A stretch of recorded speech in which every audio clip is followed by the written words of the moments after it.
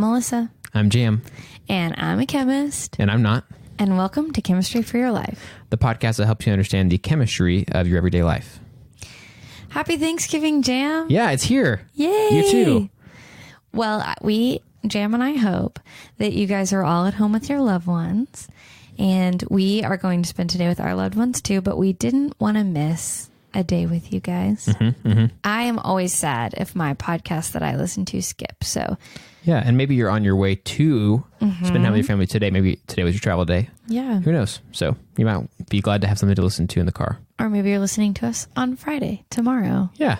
So you can... any day at any point in the future. Forever. I don't know. So we just still wanted to hop in with a quick episode, but we are going to do... This is our last full Q&R episode. So we get a lot of questions written in, and we've been substituting content out for Q&R episode days. But today is going to be the last time we do that. We took a vote on Instagram, and the overwhelming majority was switch those to little mini extra episodes. We need to come up with a cute name for them. Yeah, we'll figure that out.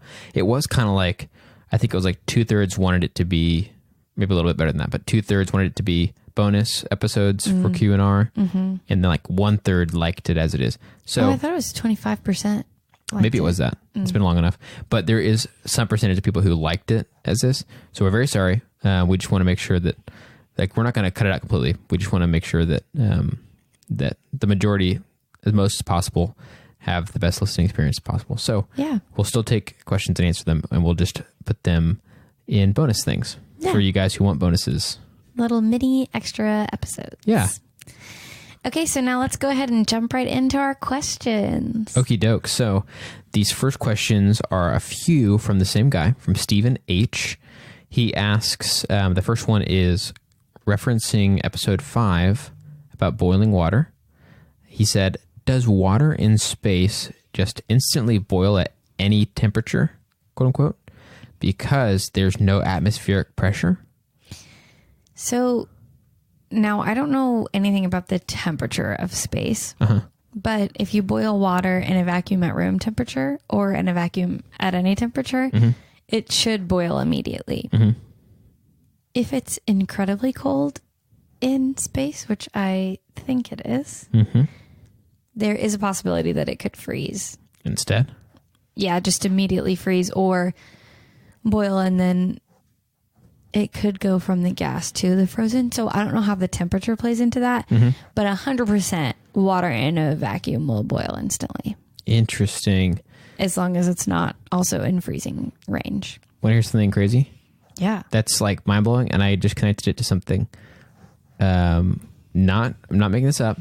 In 2001: A Space Odyssey, the book, I forget exactly what happens, but and actually there's several books, but they talk about liquids boiling off when they're exposed to space immediately, instead of like just turning into crystals or something like that. And I didn't quite ever get that. They would just say that and they move on. They're supposedly pretty, for being sci-fi, pretty accurate, but and they would just move on. They didn't take a lot of time to explain some of that stuff. And so I was like, what does that even mean? And now you know. Now I know. It makes a lot of sense. There's no atmospheric pressure. Yeah, I mean, I think there'd be a lot of other things to play into that. Just, do you put water in space and it just instantly dissipates because what's holding it together? I guess intermolecular forces still, but if you just put it in a vacuum and we don't take all the other factors in space, if we just put it in a vacuum at room temperature, it would instantly boil. Okay.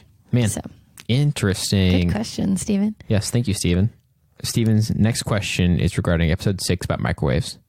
He said, I've noticed that when boiling water in a microwave, it seems to cool faster than when I boil water on the stovetop. Is that just anecdotal? Is it only because I usually boil less water in the microwave? That's a great question, Stephen. And when I read this, I ended up talking to my colleague about it.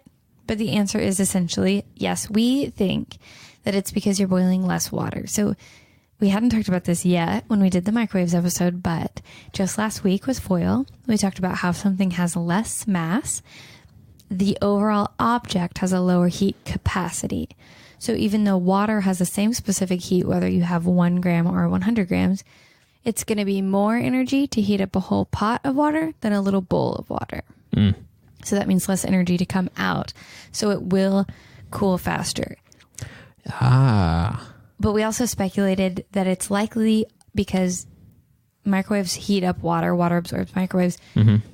Hopefully your dishes aren't doing that to the same extent that metal would heat up if it was exposed to heat. Oh, right.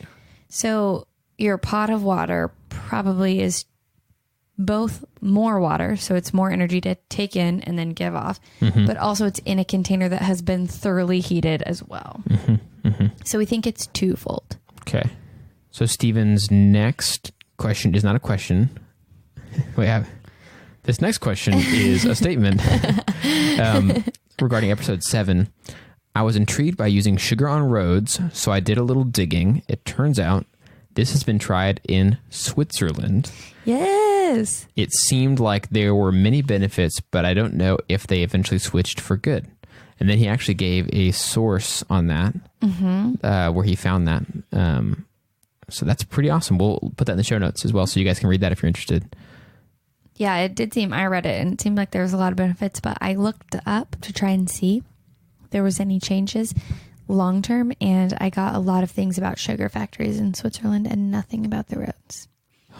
So I had a hard time finding any additional information. So if you are one of our listeners in Switzerland, please hit us up with this information if you have it. Yeah, and did it benefit, or was it just a ploy by the sugar industry Dun, dun, dun. to be more essential?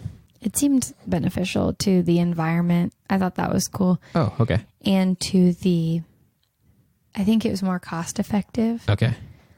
Oh, and it was less corrosive to vehicles, the workers, and rust. Yeah. Yes. Because the underside of your vehicles can get all gnarly. Wow, that is interesting. Oh, and while we're on the topic of better for the environment, my brother-in-law happened to listen when we were talking about the sunscreen episode, and a coral expert was on the research vessel that he is the first mate on. He lives a very cool life.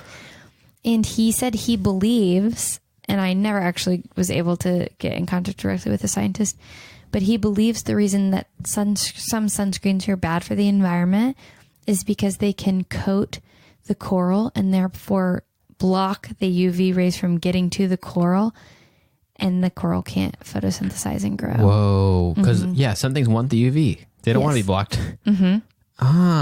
Interesting. But I don't know 100% all the facts on that. So again, if there's someone out there that knows more than we do about sunscreen, we'd love to hear more about when sunscreen is dangerous for use. Yeah. Okay, the next question is regarding episode 13 about sunscreen also. This is from Autumn K. I wish y'all would have gone deeper into how the sunscreen dispels the energy as heat. So we talked about that very briefly in an earlier Q&R, but essentially, and on the Green Fire episode, when certain things absorb waves, the electrons are excited, and when the electrons come back down, they let off energy in the form of heat or light or whatever. So what's basically happening with the sunscreen, it is synthesized in such a way that it will absorb UV rays, and the electrons will be excited, and then they'll come back down and let off, due to the nature of the chemical, let off the energy in heat rather than light. That just is the way it works. That's the best explanation I can give in the time that we have. That's cool. She wanted to know further, more Autumn chemistry. K, you're a little scientist. The next question doesn't seem to be attached to a specific episode. Is why does stainless steel help the garlic smell? And this came from two people, Abby and Melanie. Okay, this is interesting. So I dug into this when we were doing our onion episode, and essentially all the research came back as just anecdotal. There was no rigorous peer-reviewed experiments that I could find. There was quite a few citizen scientists going on adventures and looking into it. And they did test rubbing your fingers on stainless steel, not coming back as anything. Vigilante scientists. Yeah, vigilante scientists. So the stainless steel didn't seem to help the garlic smell when they just rubbed their hands on it. But I had the same argument with my brother. I said, rubbing it on stainless steel doesn't help. And he said, try rubbing it on stainless steel under running water specifically. And I did that, and it does seem to work for me anecdotally. What? I know. That's so strange. Nobody else ever tested it that I'm aware of that way, where it's under the running water. And all the ones I saw, unless they didn't note it, they just rubbed their hands on that. And I hate garlic smell on my fingers. Hate it. Yeah. It drives me nuts. And rubbing my fingers on, we have a stainless steel sink, so I rub it on the sink under running water, and it works every time. And I don't know if this is anecdotal or not, but it did not work when I didn't do it under running water. Man, that's crazy. I've kind of had my own solution for this because of how strong. I feel like garlic is very culinarily strong, too much so. So I just use it less. Just kind of like avoided it, you know? I started to buy those minced garlic, pre-minced. Actually, that's what we do. That's really what we do. That's our actual solution. But you really need more of that than it says to give the same experience. Yeah, that's true. So that's all I have for you, Abby and Melanie. If you ladies would like to go out and do some vigilante science of your own and do some experiments, then I have some suspicions as to why it may or may not work. Do it. Okay, so I think now we're going to switch into me asking you questions. Yeah, apparently there's some questions that aren't really sciencey. So I'm like, okay, that's not sciencey. That's kind of my area. I'm just kidding. Also, this is a fun Thanksgiving episode, so I thought some of these questions about you and us would be fun. Okay, I'm game. I'm ready. Okay. Renee C says, Jam is definitely smarter than me. He remembers a lot. Does he take notes on the episodes? That's a really great question, Renee. I'm not smarter than you at all. And I don't really know you very well, but I'm definitely not smarter than you. So I don't take notes at all. I can confirm. Yeah, I don't take notes at all. It might be a good idea, except that it would seem a little bit unfair to some degree. And so it wasn't a conscious decision to not do it. It just seemed like it was more the average Joe approach to just listen to Melissa teach about the lesson each time and then just try my hardest to focus on each thing she says and try to regurgitate it the best way I can. But you will notice sometimes in my explanations back to Melissa, I get things wrong. Nothing like completely opposite wrong, but sometimes I have a kind of confused sound to my voice and then she corrects or affirms or whatever. So it's not like I come back to the explanation with perfect confidence. One thing that happens off air that does help me is that because I'm editing the episodes, content from previous episodes then gets kind of ingrained in my mind a little bit better because I have to go listen to it and edit it after we record. So some of that stuff gets baked in a little bit better than, so that's kind of unfair advantage compared to you guys who probably wouldn't want to listen to an episode more than once unless you really loved it. You listen to each episode 2 or 3 times, right? Yeah. Before it's aired. So that might explain what you're seeing. And I'm not smarter than you. So. Okay. And then we have 2 from Nikki N. Okay. First, does Jam have a job yet? I do not have a traditional job yet. I have some, which we referenced, I think, in the most previous episode. I've had some gigs, you might call them, some freelance work with a local nonprofit, and then some other freelance work that I've been doing with a company in the UK online, and then a couple of prospects that are more local that might be more regular work, but all kind of in the freelance zone. That's where I'm at the moment. So nothing landed in terms of like a very traditional job, but I think that I might be cool with that.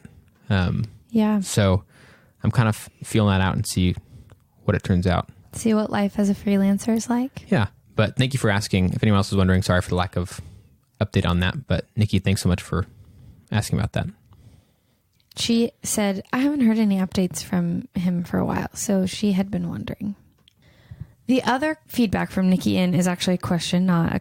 What? It's actually a question. It's actually a comment, not a question. And hers was, the baby hold that Jam mentioned his niece likes is called the football hold, not to be confused with the football nursing position. Nikki, you can keep your sports propaganda to yourself. All right. Call it what you want, but it's not called that when I do it. I'll tell you that much. Jam hates sports. He secretly likes them, but he pretends to hate them. I don't like them, and football is kind of the chief among them. It's the easier one to have issues with. So, Well, and Nikki N is a mom, if you couldn't tell from that little comment, and her baby Odessa is often caught listening to Chem for Your Life. That's true. Yeah, we did get a Instagram story mentioned from her where she was listening to it, and so was her baby as they were hanging out. So thanks, Nikki. But in all seriousness, I will never call it that. Okay, before we wrap up, I did want to do one more listener shout out in addition to Odessa and Nikki, and that would be for Jacob D. Jacob gave us a recommendation for the Onions episode. He suggested that, not knowing that we had already recorded that episode, but it hadn't aired yet. So we were sad that we couldn't give him a shout out on the actual Onions episode. So we wanted to retroactively shout him out. Yeah. Thank him for his recommendation and his kind email. Your episode's up, friend. Yeah, it's up. And in a normal situation, because we recorded that one like a little bit more ahead than normal. In a normal situation, he might have suggested it before we had recorded it. Yes. Before we had recorded it? Yes. Before we had recorded it? Yikes. Let's just leave it. And okay, I'm sorry. it's okay. Go ahead. I'm ready. And I don't know why that was so funny. Recording is like your job. yeah. Okay. Happy Thanksgiving. All right. Yeah. Anyway, so he might have been the one to actually suggest it or been someone we could have shouted out during it. So yes, we are very rarely as far ahead as we were before Jam went to New Zealand. So that's the only reason he didn't catch us beforehand. Yes, but thank you. And it's a really good idea. I mean, the fact that a few people have recommended it, including you, Jacob, says a lot about it. So thank you so much for thinking of very applicable, very everyday, relatable, interesting chemistry questions that are good or perfect for the podcast. Yeah, keep them coming, guys. Thanks so much. We love hearing from you. We get so excited. We can see on the map who's listening and where they are, but it's so much more fun when we actually get to interact with individuals who are learning and benefiting and excited about this show. So Melissa and I have a lot of ideas for topics of chemistry in everyday life, but we do want to hear from you. So if you have questions or ideas, you can reach out to us on Gmail, Twitter, Instagram, Facebook at Chem for Your Life. That's Chem, F-O-R, Your Life, to share your thoughts and ideas. And if you enjoy this podcast, you can subscribe on your favorite podcast app. And if you really like it, then you can write a review on Apple Podcasts. That helps us to share chemistry with even more people. This episode of Chemistry for Your Life was created by Melissa Collini and Jam Robinson. Jam Robinson is our producer, and we'd like to give a special thanks to A. Collini and In Newell, who reviewed this episode. Thanks for listening to our extra special Thanksgiving Q&R episode, and I hope you guys all have a great day. Eat some good food and enjoy time with friends or family or whatever you're doing. And stay safe on travels or even staying at home. Yeah, absolutely. Bye, guys. Bye.